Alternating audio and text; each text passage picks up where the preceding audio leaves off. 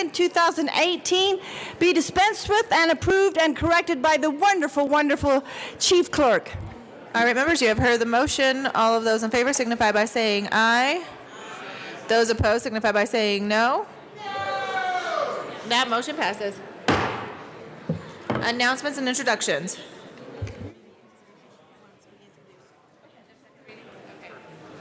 Announcements or introductions? Any announcements or introductions? Representative Breyer. Thank you, Madam Chairman. Today we are being joined by the Colorado school counselors. School counselors are a very important part of our schools today, and I'm very happy to have them here and be able to introduce them. They have traveled from every corner of our state to meet you and to learn how our legislation impacts their jobs, schools, and communities. And right now they're probably looking at you and wondering why the teacher hasn't told you to sit down. Today is the first day of National School Counseling Week. The Colorado School Counselor Association is joining us in recognition of School Counseling Week to help increase awareness about the important and necessary role that school counselors play in the lives of our students. School counselors work with every student in the school and help develop well-rounded students by guiding them through their academic, personal, social, and career development. Counselors make a powerful difference for both individual students and society. Secondary and post-secondary access professionals provide students with effective preparation skills to achieve their goals. These professionals engage every Colorado student in a multi-year individualized process that intentionally collaborates with both students and families to explore career, academic, and post-secondary opportunities. School counselors are usually the only professionals in a school building who are formally trained in both education and mental health matters. Frequently, as the only mental health resources in schools, counselors are instrumental in helping all students, teachers, and their parents deal with difficult situations. The reality is students face a myriad of serious challenges every day, including poverty, peer pressure, depression, school violence, homelessness, the deployment of family members to serve in conflicts overseas. This list is endless. Quite frequently, it is only the support of a counselor that students are able to overcome their adversities and go on to achieve their dreams that previously to them felt impossible. Therefore, please welcome and thank our school counselors for their hard work, their dedication to our students, and their invaluable contributions to the state of Colorado. And I'm very, very proud to say that my own sister is one of those counselors, and I know for sure that she does an amazing job, as do all the others. Would you please welcome the counselors to our floor today? Do we have any in the gallery? Further announcements or introductions? I think I saw Representative Janal was second. Representative Janal. Thank you very much, Madam Speaker. I appreciate that. Members of the Health Insurance and Environment Committee, we will not have a meeting upon adjournment tomorrow. I repeat, we will not have a committee meeting upon adjournment tomorrow. Those bills that are up will be reassigned to another date. Thank you. Further announcements or introductions? Representative Lee. Thank you, Madam Speaker. It is a high honor and distinct pleasure to introduce a former representative from the eastern part of Colorado. Please give a warm welcome to Representative Wes McKinley. Hello, Representative McKinley. It's great to see you. Further announcements or introductions? Representative Beckman. Thank you, Madam Chair. Good financial news once again in Colorado. The defense giant Harris Corp announced last week that it will award 10 shares of the company's stock valued at $1,400 to non-executive employees, and that includes 900 employees that work in Colorado. It's part of the $350 million it plans to spend from tax benefits it anticipates from the federal tax cut. This Melbourne, Florida-based company that's based in Colorado Springs will also make a one-time $300 million contribution to its employees' pension fund. So that's really great news for some employees in the state of Colorado.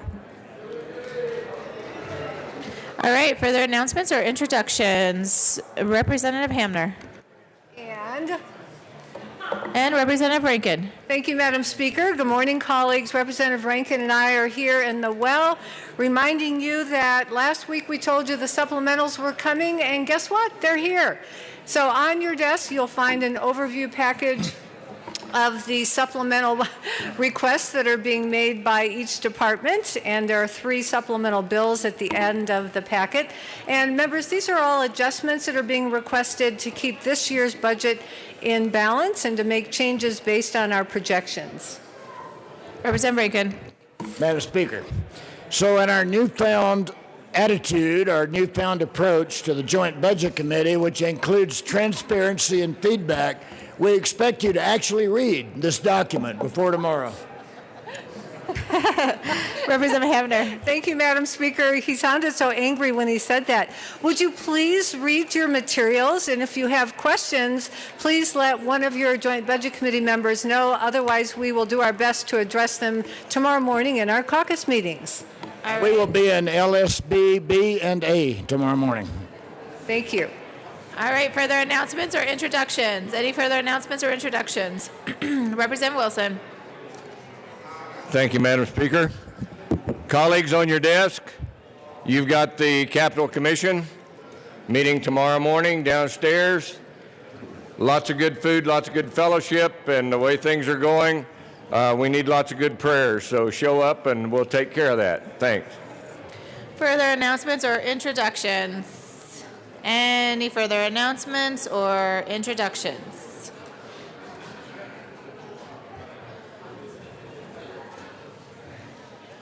Seeing no further announcements or introductions, that takes us to general order, second reading of bills.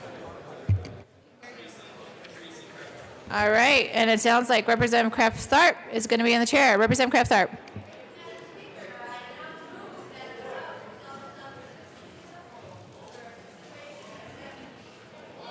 All right, seeing no objection, Representative Kraft-Tharp will take the chair.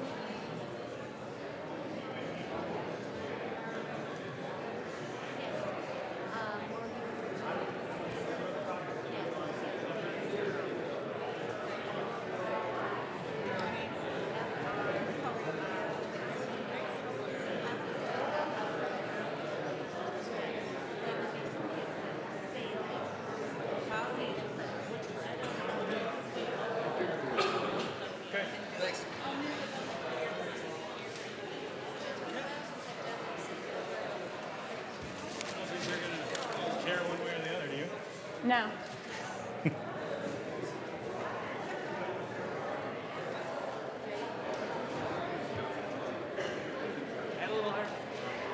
You ready? Okay, the committee will come to order. With your unanimous consent, the bills will be read by title unless there is a request for reading a bill at length. Committee amendments will not be read unless requested, as they are printed in your bill folders and on your iPad. Floor amendments will be shown on the screen and not read unless requested. Bills will be laid over upon motion of the majority leader, and the court rule is relaxed.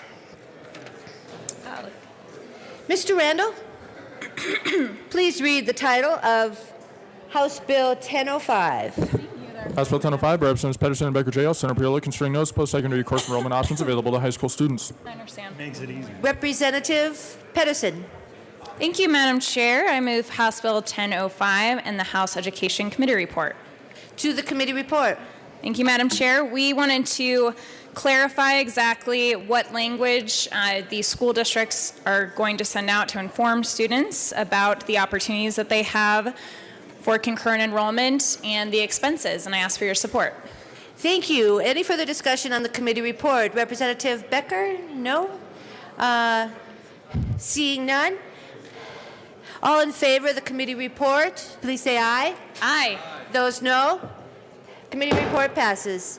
Representative Becker, to the bill. Thank you, Madam Chair. And members, this is a bill that a lot of you have come up and spoke to me about. It is about notifying parents and making sure they know the benefits of concurrent enrollment, what each of these programs does for them, what the cost of it is, what it's zero cost, and which programs are available to them in their area. I would ask for an aye vote. Thank you. Representative Bridges. Thank you, Madam Chair. I move Amendment L002 and ask that it be displayed. Thank you. L002 is properly displayed. Please explain the amendment. So this amendment, the way the bill is currently written, it says that the notification to students may include coursework related to apprenticeship programs and internship programs. This amendment just simply says that including those. It doesn't leave it up to the school districts. I know most of them already include this. We just want to make sure it's clear that this is something they need to be talking about. Any further discussion? Representative Pedersen. Thank you, Madam Chair, and we both support this amendment and ask that you do as well. Thank you. Any further discussion? Seeing none, all those in favor of Amendment L002, please say aye. Aye. Any objections? L002 passes. Representative Pedersen, to the bill. Thank you, Madam Chair. Members, this is an important bill because it's going to increase access to concurrent enrollment, ensuring that students have the information that they need. They are more likely to pursue a post-secondary education and graduate with less debt. So this is a great bill, and we ask for your support. Thank you. Any further discussion on House Bill 1005? Representative Leonard. Thank you, Madam Speaker Pro Tem. This bill is a continuation of last year's bill. I think everybody is in agreement that concurrent enrollment, any opportunities we can open up for kids to be able to learn more while they're in K through 12 is a good thing. And if they get college credits for that, all the better. Last year, we, the state, deemed that it was important for us to tell the school districts that they needed to give the children that they are responsible for notice that this actually is going on. That's a pretty big presumption on our part that we care more about the students' education than they think. But this goes one step further. And it was represented in committee. I was a no vote on this in committee because I think it's an unnecessary bill. These are one of those bills that we are micromanaging our school districts, and these unfunded mandates that we're constantly putting in front of our school districts are what they're objecting to. It was represented that it was the school districts actually that wanted this clarification in the bill that they need what kind of notice. Last year we gave notice, and I wanted to read a little bit about what that notice that we passed last year. That each local education provider shall annually notify all students and parents or legal guardians of students enrolled in the local education provider of the opportunity for concurrent enrollment by qualified students in post-secondary courses, including academic courses and career and technical education courses, which may include coursework related to apprenticeships and internships programs. So as if that was not enough to give them notice, it was represented that they needed to get more clarification on that notice. However, no one from the school districts came in and testified on this at hearing. The only testimony we had were from 3 community colleges, which, God bless them, we already know that that's good for them, and that's why we did this in the first place. So for us to actually give clarification that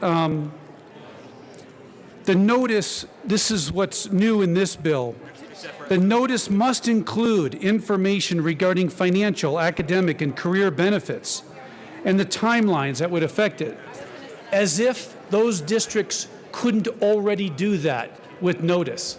That we actually need a bill to tell them how to give the notice on concurrent education, I think is incredible micromanagement on the part of the state. I would leave that to the districts, and I would urge a no vote on this bill and other bills that we do to give mandates to school districts over the students that they educate. Thank you. Thank you, Representative Everett. Thank you. Thank you, Madam Representative Chair, or whatever. I was a no vote on this bill for a couple reasons. First and foremost is another mandate on school districts. I've been traveling the state for the last 9 months, and it's been pretty clear. It doesn't matter it's a left-leaning, right-leaning, small, big, in between. As they say, cut the strings. Let us educate our kids as best we can. This is another violation of local control. I urge a no vote. Thanks. Thank you, Representative Pedersen. Thank you, Madam Chair. The school districts are okay with this bill. We worked to make sure that we clarified the language. This is about setting a standard statewide on ensuring that students have this information on time to actually register for concurrent enrollment, but also that we create consistent language around the information that they're getting. And I ask for your support. Thank you, Representative Wilson. Thank you, Madam Chair. Colleagues, this is just another step in the right direction on a long road. I'm one of those that has had experience with concurrent enrollment since before some of you were probably in school, some of you younger ones. But the problem is that a lot of times parents and guardians do not know what's available in spite of all the efforts on the part of the school district. And this is another step in the right direction because it does increase awareness by parents and guardians. And I can't understand why anyone would not want to have people become more aware of the concurrent enrollment that's available. And of course, the other advantage to that is that once more people know about it, more young people will enroll in concurrent courses. So I would urge your aye vote on the bill as amended. Thank you. Any further discussion? Seeing none, members, the question before us is the passage of House Bill 1005. All those in favor say aye. Aye. Those opposed, no. House Bill 1005 passes. Mr. Randall, please read the title to House Bill 1096. House Bill 1096, Representative Gray, House Senator Priola, concerning the eligibility of certain entities to apply for a special event permit to sell alcohol beverages. Thank you. Representative Gray. Thank you, Madam Chair. Members, this bill I move House Bill 1096. Thank you. There is no committee report. Representative? Thank you, Madam Chair. This bill makes it clear that municipalities and special districts can get a special event permit for event for brief use of alcohol for all purposes that they would have, not simply artistic purposes. This is the way the law has been applied for the last 6 years. The Liquor Enforcement Division has rules that allow cities and towns to have special events like this. In Broomfield, we have a lot around open space and some that follow triathlons and those sorts of activities.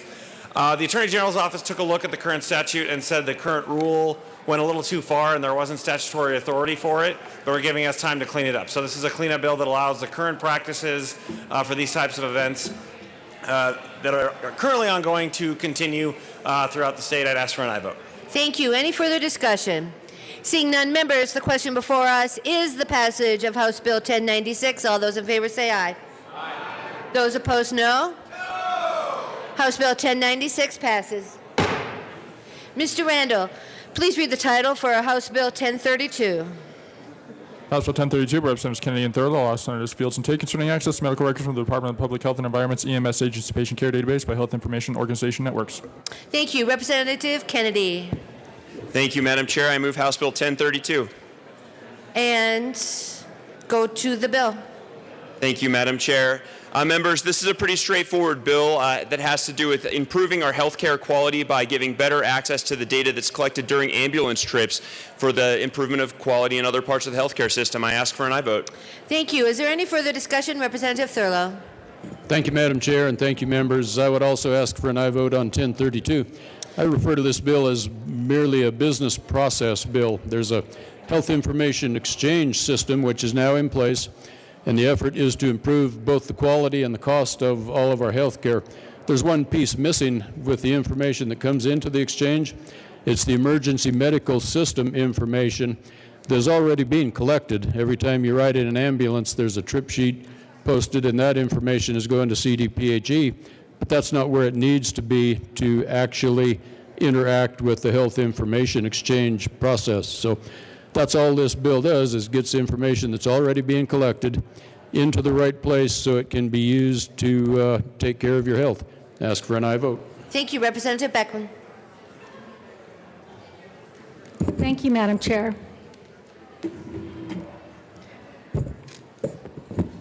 I stand in opposition of House Bill 1032. This is not just a business process bill. I want to represent the views of those we serve, our constituents who are tired of the callous and arrogant attitude that government and legislators have toward their most personal data. Data sharing, data integration, and data breaches with their most personal information. This bill may seem benign, but the bill requires that the Department of Public Health provide patient information that has not previously been accessible to a third-party vendor weeks and weeks and weeks after the fact. The Emergency EMS Patient Care Database, that was a database that was supposed to be used for aggregate studying of the systems for emergency services. This bill is not a bill concerning the standard HIPAA-allowed exchanges of information between first responders. That happens every day. When the emergency ambulance delivers someone to the hospital, they can call, they can get information. Information is exchanged often and has been for years. This is already happening. This bill concerns information that is given to the Public Health Department weeks after. It transfers information from the trip sheet that has a lot of personal information that is gathered at the scene of the emergency, most often in the home or in the place of business. When people are not aware that what they are telling these emergency service providers is going to be on their record, they don't have a disclosure that they can say, we don't want this information shared. The bill allows a data dump, because that's what it is, to a private sector entity, Health Information Networks. They can market and sell this information that they get weeks after the fact to medical offices and hospitals that pay for their data. There's a lot of concern about databases, and we should ask ourselves, does this bill strengthen privacy rights and help patients take greater control of their own health information? Or do we say that we're not going to support the data dump, not this time, and we're going to take a stand and say we respect our constituents' privacy, and that at the very least they should at least have to sign something, a disclosure or an approval of having this most personal information gathered in their home shared with everyone. Thank you. Thank you, Representative. Representative Landgraf, before you start, Representative Landgraf, members, could I have every other person stop talking, please? That would take the noise level down halfway. Thank you. Representative Landgraf. Thank you, Madam Chair. That was a brilliant idea. So I do support this, and I'll tell you why. We're already in this system. You can opt out, but when you go see your doctor, they upload whatever you're there for into their system, and depending on who you see and what hospital or doctor you go to, you normally get an email at home saying your health something has been updated, and you can go in there, you can look at the results of your blood work, your tests, your whatever you just did. Unfortunately, your weight is also in there, but we won't go there. So all this does is allow EMTs to do the same thing. So if I am taken to a hospital by ambulance, I want them to have access to my health records. I want them to know that I have X, Y, or Z, and that could impact what they're doing. And on the flip side, when I get to the hospital, I want the hospital to know that the EMTs administered whatever they administer. So this system is probably one of the securest that we have. You can opt out. You can always opt out. And it's a lot more secure than having it held by one of the state departments, CDPHE, who does maintain records, but not your individual health records. They'll maintain a record that says you used an ambulance, you were taken to the hospital, but not the details that this would allow. So this is really a safety issue to me, and I'm definitely a yes. I hope that at least some of you are yeses, because you should care about your health, you should care about the health of your families and your kids, and you should want that information accessible to the doctors on the opposite end of that hospital ride. Thank you. Thank you. Members, to remind you, we are on House Bill 1032. Is there any further discussion? Representative Becker. Representative Humphrey. Actually, I was looking at if Representative Ransom wants to go first, because she was sitting there first. I'm sorry. Thank you, Madam Representative Chair. Ransom. I sat through the hearing in committee and learned a lot about what the ambulance drivers do and what EMTs are doing for you and to you in cases of emergency. But this still comes down to a matter of privacy. And when we've been told that you can opt out of this, but you can also make the choice to opt in if we don't make the sharing automatic. Just think, every time you go to your doctor's office, you're making the choice to go into your doctor's office. You sign a HIPAA form, you know what is being released and what will be in these big databases. The EMTs are in your home at times, or they're in areas of your home, your bedroom possibly, things, and they're making notes. All of this would be accessible in this database, and I think that opting in, having an opt-in process would be so much safer than asking people to opt out. HIPAA is there for a reason. We sign our consent for people to share data with all the other aspects of our life, and I think we need to sign an approval if we're going to share this data. Thank you, Madam Chair. Thank you. Representative Humphrey, please join us. I'm truly sorry. Please accept my apology. Thank you, Madam Chair. And members, I just wanted to step up briefly and just let you know that I am opposed to the bill. I concur with Representative Beckman's comments and Representative Ransom's that the issue here is the data dump, and I think that that's really something that the health plans want, and we really need to protect privacy. And I think there's already good communication between the hospital and the folks out there in the ambulances. I don't think there's a crisis here. I think this is really about access to this data, and it's not, from what I understand, it's not de-identified. It's not aggregate. This is people's personal information. And we were told that there is an opt-out, but I don't know how someone's going to know about an opt-out when they're in that sort of a situation. I would prefer rather that, if they wanted to be involved in something like this, that they could give permission, but that wouldn't serve the purposes of the data dump, and it probably didn't serve the purposes of the bill. Thank you.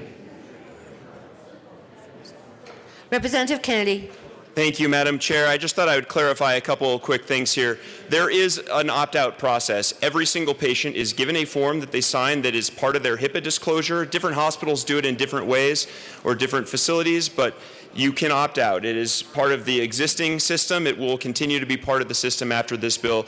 Also, there's a comment just made about this might be something that the health plans want. The health plans will not have access to this data. This is for providers. This is solely for the improvement of the quality of health care. Thank you. Representative Carver.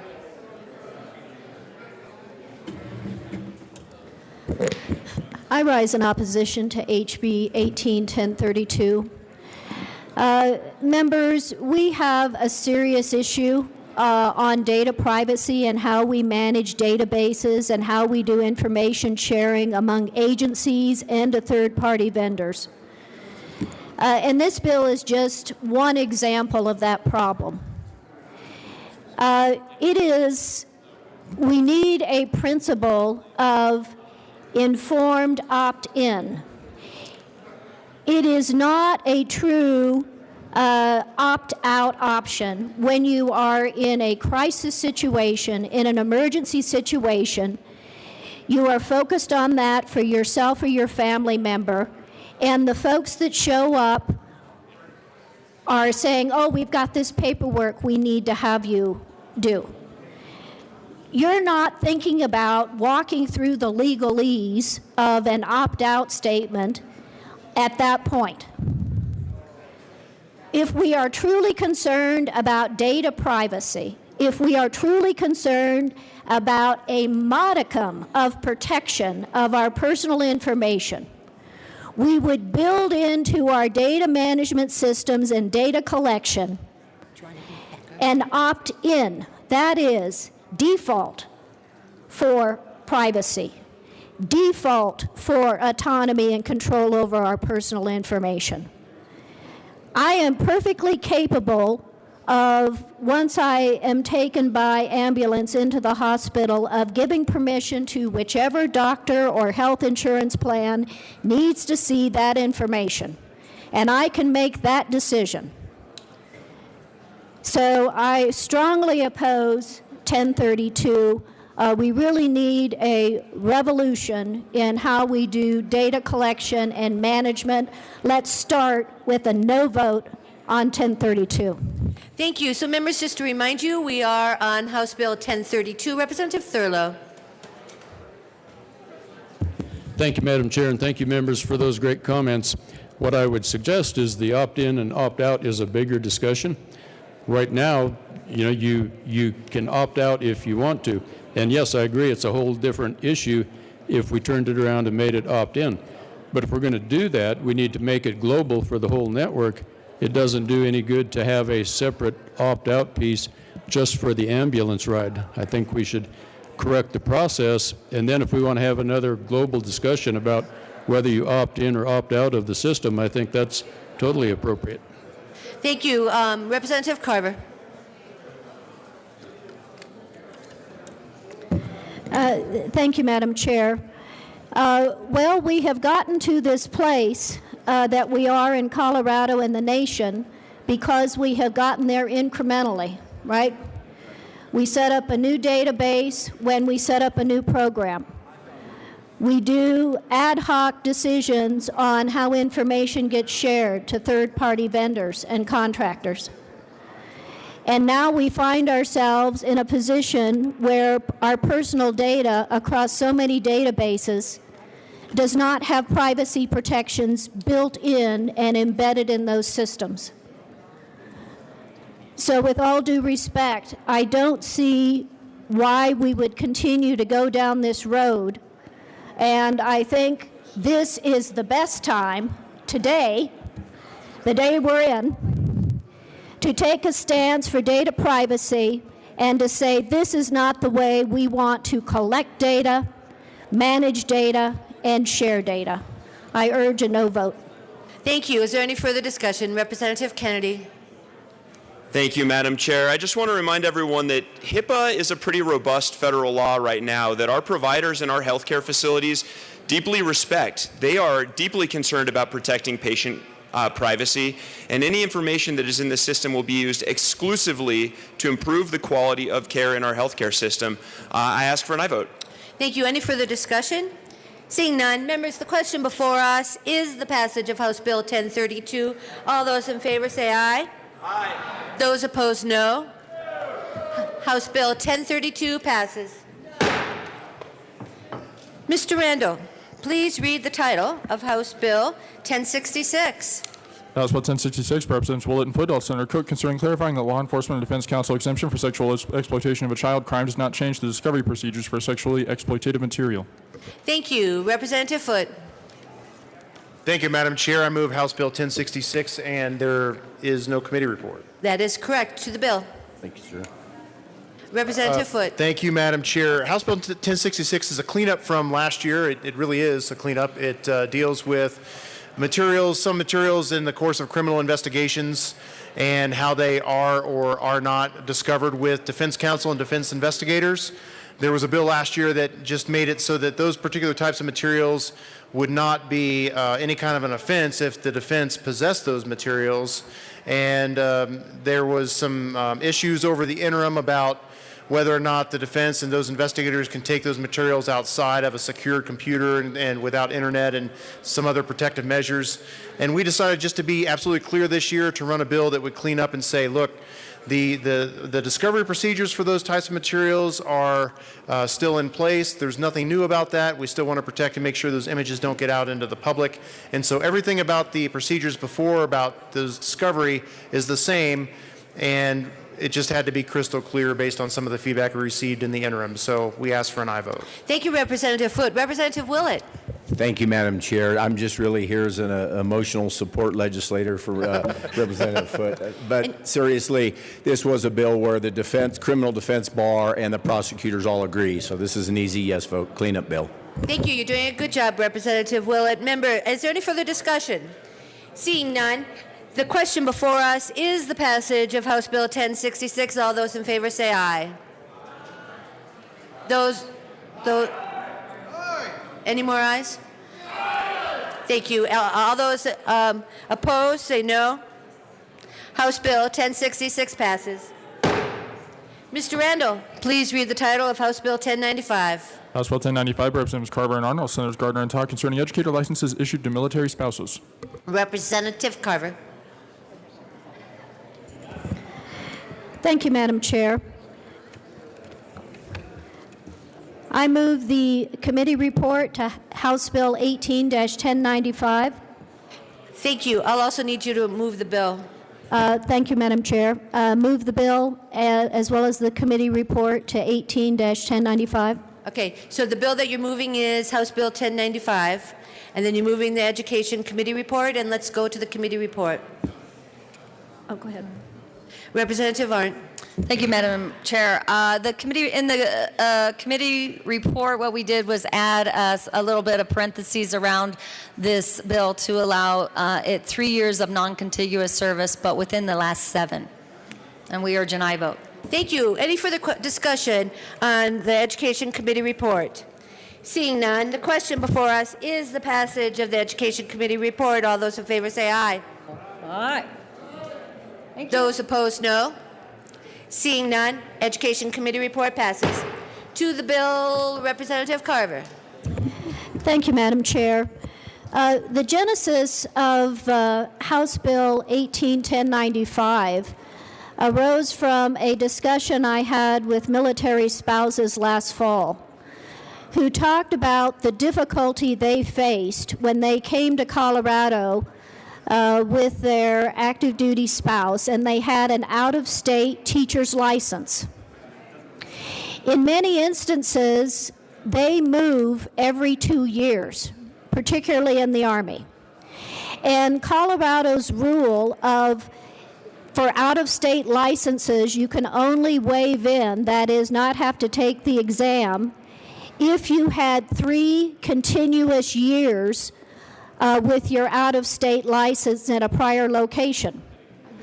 Well, the difficulty was with the folks that move every 2 years, even though these were very experienced teachers, very successful, they could never meet the 3 continuous years. And so they were always in a position of having to take the exam, even for teachers with 15, 20 years of outstanding teaching experience.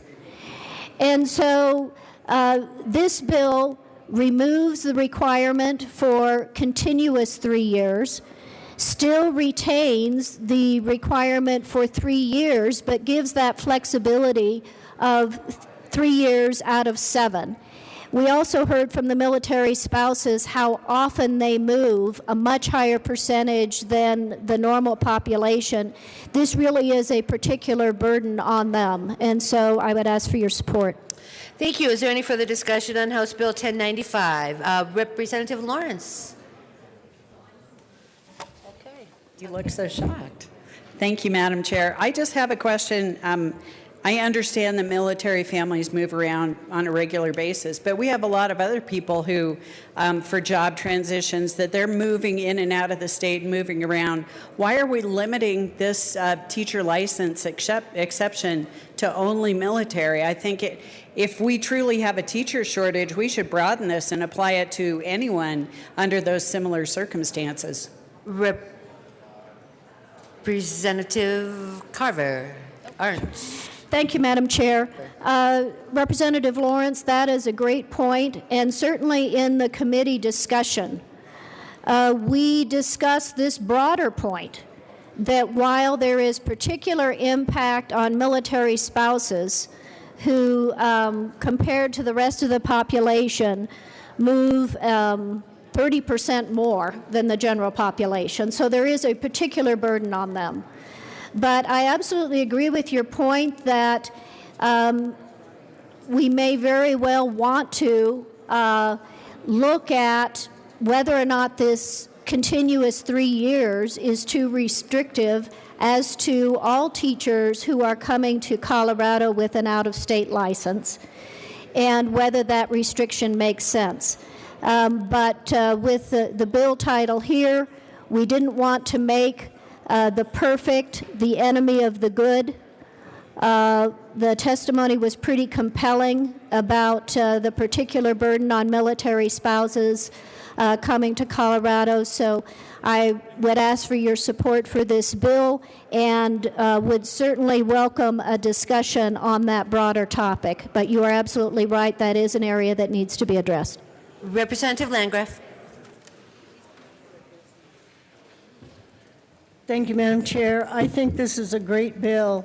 I do agree with Representative Lawrence that it could be expanded, but one thing to keep in mind, not only do people move every 2 years, they have no option on when those 2 years starts and finishes. They're told they're moving and they move. So if it's mid-year or off-season for hiring, there's no way military spouses can get those 3 years of continuous teaching in. So I definitely support this, and I hope you will too. Thank you, Representative Carver and Arndt, for bringing it. Thank you. Representative Leonard. Thank you, Madam Speaker Pro Tem. I was very pleased with the bill and also with the testimony that we heard in here, and I was glad to see the discussion centered around how do we open up licensing and be able to relax that. That's a restriction that is keeping teachers away from the classroom by having this. I was a no vote on the bill only because the discussion was so positive that I knew it was going to pass, and I am a big proponent with not separating this licensure into classes, but actually being able to open it up to all those people coming in from out of state so that they don't have this kind of licensing restriction. And I'd like to see more, hopefully, of whether it's rural or anywhere else, being able to have these licensing requirements relaxed so that more qualified teachers are able to get into our classrooms. So that was my position on a no vote. Thank you. Thank you. Is there any further discussion? Members, the question before us is the passage of House Bill 1095. All those in favor say aye. Aye. Those opposed, no. House Bill 1095 passes. Mr. Randall, let's read the title to House Bill 1100. House Bill 1100 by Representative Hamner, Senator Lambert, concerning the continuous appropriation of money in the Educator Licensure Cash Fund. Representative Hamner. Thank you, Madam Chair. Good morning, colleagues. I move House Bill 1100. There are no committee reports. To the bill, Representative. Thank you, Madam Chair. Members, House Bill 1100 is coming to you from the Joint Budget Committee, At the request of the Colorado Department of Education, they're asking for continuous spending authority in the teacher licensure fund for another 3 years. It has allowed the department to be more responsive to the needs of the relicensure process, and I ask for a yes vote. Thank you, Representative Hamner. Is there any further discussion? Seeing none, the question before us is the passage of House Bill 1100. All those in favor say aye. Aye. Those opposed, no. House Bill 1100 passes. Mr. Randall, please read the title to House Bill 1101. House Bill 1101 by Representative Hamner, El Senator Lambert, concerning modification of the manner in which gross retail marijuana tax revenue is transferred from the general fund to the state public school fund is required by current laws and appropriated from the state public school fund. Representative Hamner. Thank you, Madam Chair. I move House Bill 1101. There are no committee reports. To the bill. Thank you, Madam Chair. Colleagues, House Bill 1101 is also coming to you from the Joint Budget Committee, and this is a cleanup from a bill that we passed last year regarding the use of marijuana tax revenue funding our public schools. And it's an accounting true-up to allow us to spend the funds when we actually know exactly how much we have, and that would be collecting the funds in 1 year and spending them on our schools in the following year. So I ask for a yes vote. Thank you. Is there any further discussion? Seeing none, the question before us is the passage of House Bill 1101. All those in favor say aye. Aye. Those opposed, no. House Bill 1101 passes. Mr. Assistant Majority Leader. Thank you, Madam Chair. I move to labor House Bill 1033 to Friday, February 9th. Thank you. Are there any objections? Seeing none, the House Bill 1033 will be laid over as requested by the Assistant Majority Leader. Mr. Randall, please read the title for House Bill 1039. House Bill 1039 by Representative Ransom, El Senator Gardner, concerning changing regular special district elections in May to each odd number year and in connection therewith adjusting the length of term served by directors elected in 2020 and 2022 in order to implement the new election schedule. Representative Ransom. Thank you, Madam Chair. I move House Bill 1039. There is no committee report. To the bill. Thank you, Madam Chair. This bill helps county clerks realign the special district election dates that they help facilitate for special districts every other year. Because of the new laws that we passed year before last, 107 and 108, which add more work for the county clerks, i.e. the presidential primaries. So in order to not have a ton of work in even-numbered years and then not very much work in odd-numbered years and possibly have to hire temps in the even-numbered years, we are just changing the length of the district officers' terms to 3 years for the next 2 cycles and 5 years. So over a period of the next 5 years, the entire bill will be implemented. It really just smooths out the workload for county clerks. County clerks are in support. The special districts are in support. The League of Women Voters came and testified in support because it makes election cycles easier, which would also in turn make voting easier. And with that, I urge and I vote. Thank you. Representative Liston. Thank you, Madam Chair.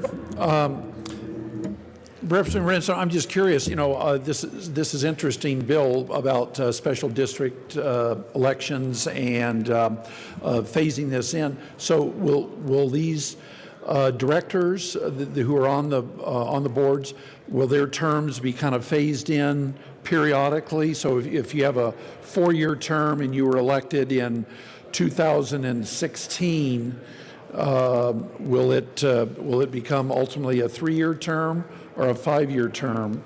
That's one question I have. Representative Ransom. Thank you, Madam Chair. To answer your question, current directors will not have any changes to their terms because they were elected with a certain length of term in mind. And the ones that are elected in 2020 and 2022 will have adjusted lengths in order to make sure that we can move to the odd-numbered years Representative over a Liston. 5-year period.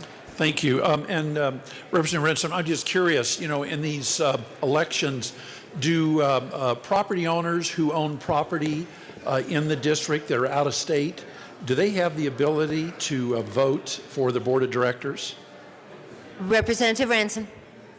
Thank you, Madam Chair. I don't know. Representative Liston. I'm just curious. It's my understanding they don't, but I just was curious. Representative Ransom. Thank you, Madam Chair. The county clerks run the elections. They would be sending ballots. If they run the election for the special districts, they would send ballots to everybody that's registered to vote on their voter lists. And some special districts run their own elections, but they still coordinate generally with the county clerks to make sure that their lists are up to date. And possibly they get some help with receiving the mail or possibly setting up the ballot itself. The county clerks do help, and they use the lists that they have been provided based on the registration lists.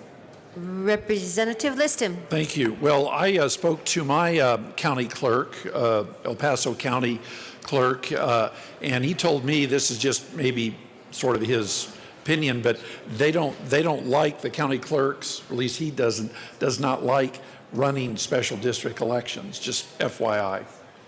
Mr. Minority Leader? Thank you, Madam Chair. Members, simply put, this is a wonderful bill, given the fact that the counties will be required to run a presidential primary election. There is no way logistically possible for them to run a special district election during the same time frame without this bill. This bill will actually allow them logistically to run the special districts if the special districts choose to coordinate with the counties. I think that's a good thing for all of us. I think it's a good thing for election integrity, and thank you for bringing the bill, Representative Ransom. Thank you. Representative Gray. Thank you, Madam Chair. I'm going to be just the nerd you need, Representative Ransom. It is true that to be a voter based upon property ownership in the state of Colorado, based on owning property instead of residing within the district, you do need to be a Colorado registered voter. And most folks who reside outside of the state would not be a Colorado registered voter. They'd be registered somewhere else. But just to clarify Representative Liston's point. Thank you. Representative Ransom. Representative Gray, I really appreciate you clarifying that point, even though, as we discussed, it really is not applicable to this bill at all. But again, it's a good bill. I urge an aye vote. Representative Lewis. Thank you, Madam Speaker Pro Tem. Just want to clarify just a little bit. I think everybody is correct on this. There are special districts that are water conservancy districts that have to have elections, but there are some that aren't, and they're nominated and put in by judges. And I wish that I'd known about the bill a little ahead of time. Both Representative Ryer and myself have a problem in the Lower Arc where it's more of a good old boys club, and we'd like to have it where the county clerk would actually do an election rather from the people. We believe that that's the way it should be, from the people. But I just wanted to clarify that just a little bit, and thank you for the bill. Thank you. Any further discussion? Seeing none, members, the question before us is the passage of House Bill 1039. All those in favor say aye. Aye. Those opposed, no. House Bill 1039 passes. Mr. Assistant Majority Leader. Thank you, Madam Chair. Nice job today. I move the committee rise and report. Thank you very much. You have heard the motion. Seeing no objection, the committee will rise and report.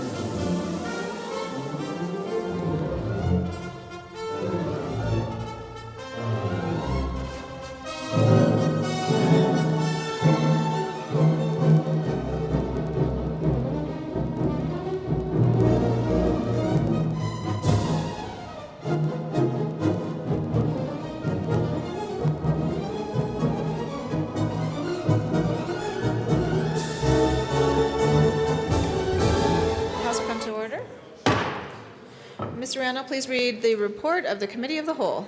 Madam Speaker, your Committee of the Whole Biggs Leader Report has under consideration the following attached bills, being the second reading thereof, and makes the following recommendations thereon. House Bill 1005 is amended. House Bill 1032, House Bill 1039, House Bill 1066, House Bill 1095 is amended. House Bill 1096, House Bill 1100, House Bill 1101 passed its second reading.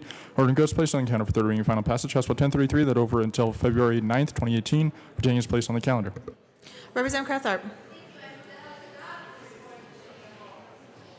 All right, members, you have heard the motion. There are no amendments at the desk. Mr. Randall, please open the machine, and members, please proceed to vote.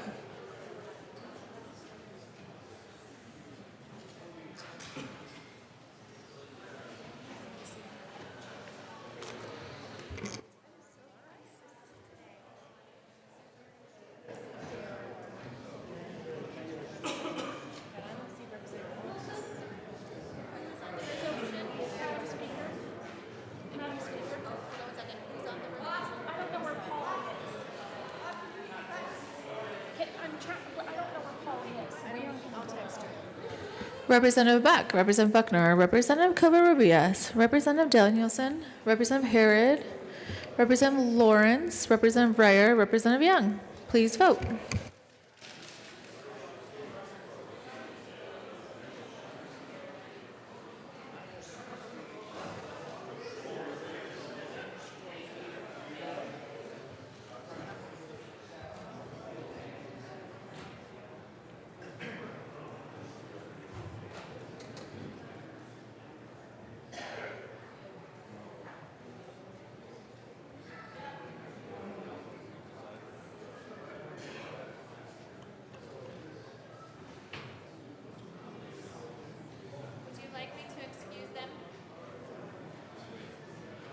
Are you the whip? Where are your members?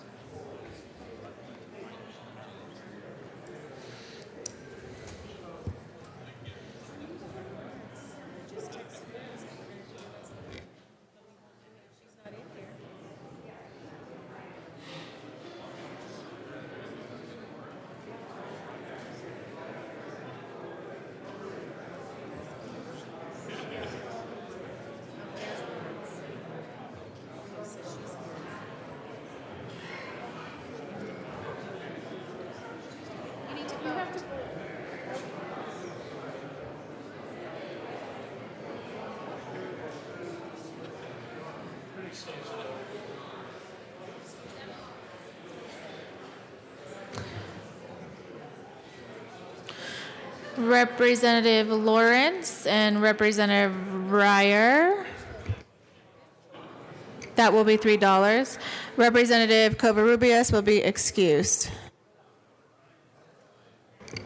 With 62 yes votes, 1 no vote, and 2 excused, the report of the Committee of the Whole is adopted.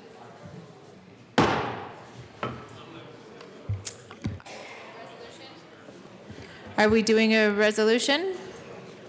All right, introduction of resolution. Okay. Senate Joint Resolution 4 by Senator Sonnenberger Fields, also Representative Lawrence, concerning the designation of February 4th as Missing Persons Day in Colorado. Madam Majority Leader Becker. Thank you, Madam Speaker. I move to suspend the rules for immediate consideration of Senate Joint Resolution 4. Seeing no objection, we will suspend the rules for the immediate consideration of SJR 4. Representative Lawrence. Thank you, Madam Speaker. I ask that the resolution be read. Representative Lawrence, would you like to move the resolution? Sorry, Madam Speaker. I move Senate Resolution 4 and ask that it be read.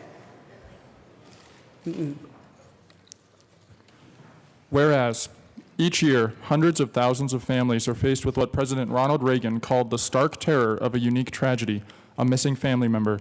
And whereas every 40 seconds someone goes missing in America, approximately 2,300 Americans are reported missing every day, and there are as many as 90,000 active missing person cases in the United States at any given time. Whereas in 2016, the FBI's National Crime Information Center logged 647,435 missing persons reports. By December 31st, 2016, the FBI reported 88,040 active missing persons in the United States, with almost half being juveniles under the age of 21.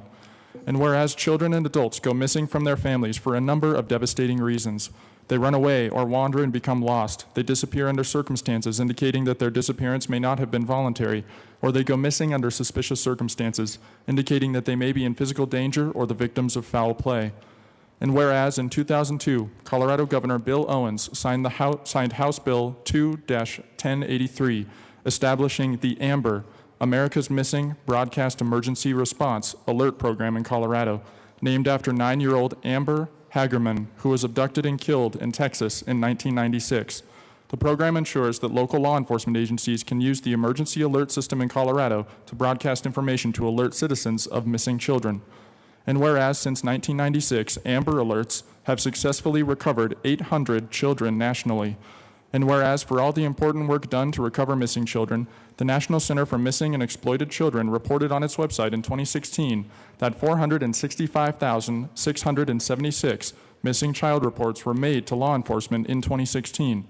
And the organization lists 84 missing Coloradan children from every area of the state. Though all disappeared from their families when they were children, some have been missing for decades.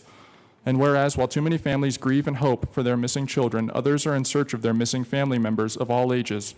And whereas according to the Alzheimer's Association, 6 in 10 people with Alzheimer's or dementia will wander and may become lost, a frequent and frightening challenge for their caregivers and their families. And whereas in 2007, Colorado Governor Bill Ritter signed House Bill 7-1005 into law, which expanded the Silver Alert Program for senior citizens to include people with developmental disabilities to connect caretakers with law enforcement officials who can use the reach of the radio and television stations and other media to alert the community. And whereas the awareness of citizens, media, and law enforcement, as well as their support, their efforts, and their search for missing persons must continue. And whereas the public plays a critical role in the success of the Amber and Silver Alert programs, they become the eyes and the ears of law enforcement and can be on the lookout for the missing person. And whereas the common misconception that a person must be absent for at least 24 hours before being legally classified as missing is dangerous, when there is evidence of violence or of an unusual absence, it is critical that an investigation begin promptly.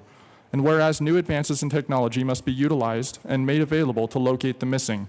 And whereas the state of Colorado is committed to the safety and well-being of its citizens, both children and adults, and whereas the designation of Missing Persons Day in Colorado will firmly embed the importance of missing persons and their families and friends in our state calendar, and will raise a level of awareness with other cities and states that have already designated a Missing Persons Day. And whereas the designation of Missing Persons Day in Colorado offers a platform to plan events that will connect families with resources to help identify and find their long-term missing loved ones. And whereas the designation of Missing Persons Day in Colorado will ensure that the families and friends of the missing know that they are not alone in this tragedy of uncertainties and lack of closure, which leads to extreme suffering and long-lasting effects on the health, finances, and relationships of those left behind. And whereas every missing person is someone's son or daughter, father or mother, brother or sister, partner or friend, and every missing person deserves to be searched for and found. Now therefore be it resolved by the Senate of the 71st General Assembly of the State of Colorado, the House of Representatives concurring herein, that we, the members of the General Assembly, recognize the epidemic of the missing in America as the silent mass disaster and empathize with the ongoing suffering of the families and friends of those who are missing. That we recognize the importance of raising awareness of the numbers of people who go missing in Colorado each year. That we applaud the committed efforts of families, law enforcement agencies, and concerned citizens who work to locate the missing persons. That we encourage the continued support of worthy initiatives in private and public programs to increase efforts to locate missing persons, and that we hereby designate February 4th of each year as Missing Persons Day and support the goals and ideals of that day, and that we acknowledge the names and the families of the Coloradans who are currently missing. Representative Lawrence. Thank you, Madam Speaker. Members, you may be seated. I know we're designating February 4th, and that was last week. But this is something that certainly deserves a second day and a second recognition for all the families across the state and across the country who have no idea where their loved one is, whether it's through foul play. For those of us who work on human trafficking bills, is that part of this? For those of us who have had family members with Alzheimer's, it's frightening to think of them wandering off and they don't know where they are. They don't know how to tell someone where they live or who their family is. Whether you're young or old, your family is worried. It's something that never leaves you. And I just appreciate the fact that Colorado has been a leader in recognizing the heartbreak and the sorrow that goes along with this for all the family members across Colorado and across the nation. We will continue our efforts to make sure that people are aware of missing persons, that law enforcement continues to take another look at those cold cases, that we are always aware that it's not just something that's going on in some distant place. We may have friends, we may have family members, we may have neighbors that are dealing with this. So when you see that Amber Alert go out, take a moment and just look around you. Be a little bit more aware of what's going on. Maybe that car driving in the lane next to you, maybe that's the car they're looking for. Take a moment, say a prayer for the families who are out there wondering where their family member is. And thank you for this moment to recognize those families. Thank you, Representative Lawrence. The question before us is the passage of SJR 4. All of those in favor signify by saying aye. Aye. Those opposed signify by saying no. SJR 4 is adopted. Representative Lawrence. Thank you, Madam Speaker, and I would ask that today's roll call be added as co-sponsors. Seeing no objection, today's roll call will be added as co-sponsors.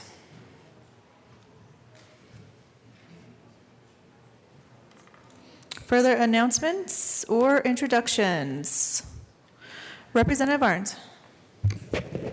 Thank you, Madam Speaker. Members, the House Ag, Livestock, and Natural Resources meet in room 107 as usual at 1:30, and we're going to hear House Bill 181133, 181139, and we'll have 3 sunset reviews. So bring your materials, and we'll get started and on our way. Thanks. All right, Representative Hamner. Thank you, Madam Speaker and colleagues. The calendar today shows that the Joint Budget Committee will be meeting upon adjournment, but that there is no need for the Budget Committee to meet today, so I'm just letting you know that there will be no Joint Budget Committee meeting today. Thank you. Further announcements or introductions? Representative Scar. Thank you, Madam Speaker. I have 2 quick announcements, if that's okay. Sure. Thank you. Members, Capital Development Committee will be meeting tomorrow morning, but at 8 o'clock versus 7:30, like our usual time, Senate Room 357. And also just wanted to remind you all that we still have these posters for your offices. If you'd like one, come by my office, office 223. Before you receive one, you just have to sign a pledge that you, in fact, have read our policy and procedures.